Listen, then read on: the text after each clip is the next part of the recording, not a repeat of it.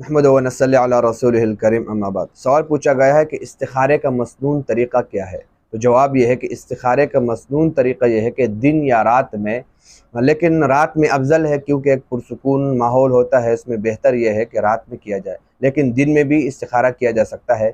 वो ये है कि किसी भी वक़्त 2 रकात नफिल पढ़े, और वो वक़्त जो है नफिल मकरूह वक्त ना हो कि जिसमें नफिल न पढ़ी जा सकती हो, और 2 रकात नफिल इस्तिखारे की नियत से पढ़े। और इसमें ये हो कि ये जो काम है, ये जो मसला है, इसमें मेरे लिए जो बेहतर है अल्लाह तबारक व तआला उसका फ़ैसला फरमा दे, और मेरे जहन में और मेरे दिल में उसकी तरफ जो है गालिब रुझान हो जाए, ताकि वो काम मेरे लिए आसान हो।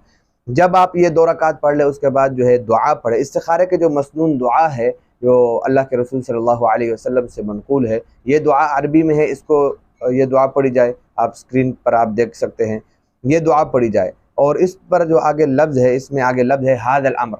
अगर अरबी कोई जानता है तो हाज़ल अम्र की जगह जो मतलूब है, मिसाल निकाह है या तिजारत है, कारोबार है, जो भी चीज़ है, वो लफ्ज़ अरबी में कहे। अगर अरबी नहीं आती है तो दिल में हाज़ल अम्र कहते हुए उस काम की तरफ ध्यान दे कि जो काम आपका, मिसाल जो काम आप करना चाहते हैं, जिसके मुतालिक आप इस्तिखारा करना चाहते हैं, तो वो दिल में वो लेकर आए। उसके बाद जो है 1 मरतबा इस्तिखारा करे, 2 मरतबा करे, 3 मरतबा करे। और उसके बाद जो ख्वाब का आना भी ज़रूरी नहीं है। बाद लोग ये समझते हैं कोई ख्वाब आएगा, कोई वो होगा, ये भी ज़रूरी नहीं है। बस ये है कि जिस काम के तरफ इत्मीनान क़ल्ब हो जाए, आपका जो है दिल माइल हो जाए उस काम की तरफ, बस आप वो काम कर लें, इंशाअल्लाह उस काम में खैर और बरकत हो।